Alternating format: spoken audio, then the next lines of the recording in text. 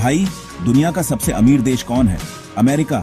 ये तो सबको पता है, लेकिन क्या तुझे पता है कि 2025 में भारत कौन से नंबर पर पहुंच चुका है? चौथे नंबर पर। और ज्यादा मजे की बात, हमने जापान को पीछे छोड़ दिया है।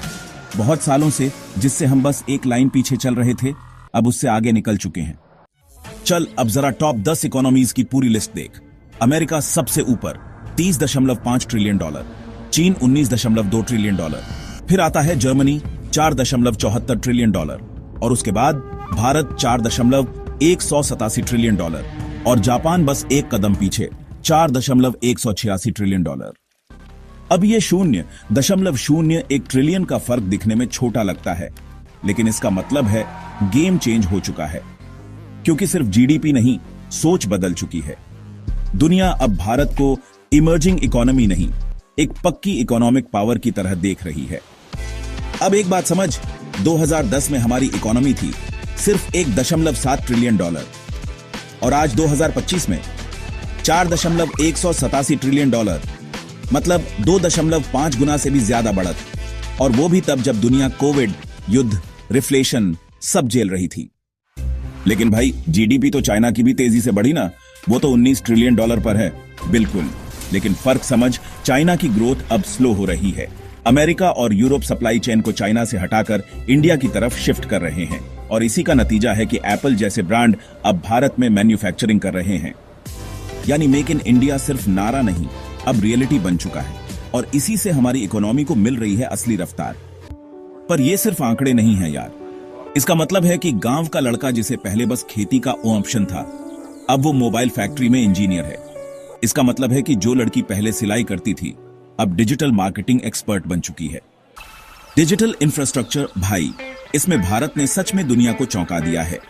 यूपीआई की बात कर ले, सिर्फ अप्रैल 2025 में 14 बिलियन ट्रांजैक्शन, और यूपीआई अब सिर्फ इंडिया में नहीं, सिंगापुर, फ्रांस, यूएई जैसे देशों में भी यूज हो रहा है।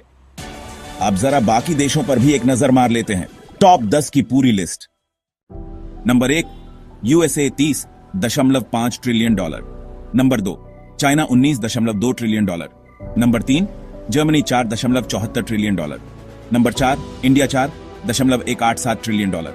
Number 5 Japan 4.186 trillion dollar. Number 6 UK 3.83 trillion dollar.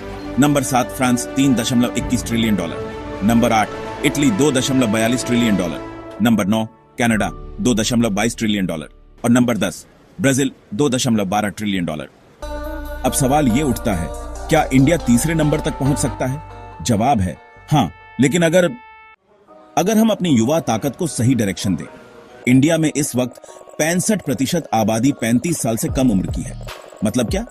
दुनिया का सबसे बड़ा वर्कफोर्स हमारे पास है। और देख, स्टार्टअप की दुनिया में इंडिया तीसरे नंबर पर है। अमेरिका, चीन और फिर हम, 100 से ज्यादा यूनिकॉर्न और हजारों नए इनोवेटिव स्टार्टअप्स हर साल। लेकिन सब कुछ पॉजिटिव नहीं है। बेरोजगारी, शिक्षा की क्वालिटी और स्किल गैप जैसी दिक्कतें अभी भी हैं, और अगर इन्हें नहीं संभाला तो हमारी जीडीपी ग्रोथ भी सिर्फ एक नंबर बनकर रह जाएगी। इसलिए जरूरी है कि ग्रोथ हर इंसान तक पहुंचे, तभी तो असली विकास कहलाएगा।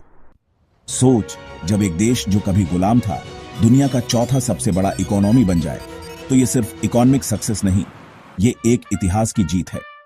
और इस जीत में हिस्सा है उस किसान का, उस टीचर का, उस युवा कोडर का, उस नर्स का, और तेरे जैसे हर आम इंसान का जो रोज मेहनत कर रहा है। अगली बार कोई पूछे कि भारत कहां है ग्लोबल रैंकिंग में, तो बोल देना चौथे नंबर पर है, लेकिन नजरें तीसरे पर हैं, और दिल वो तो पहले पर ही है।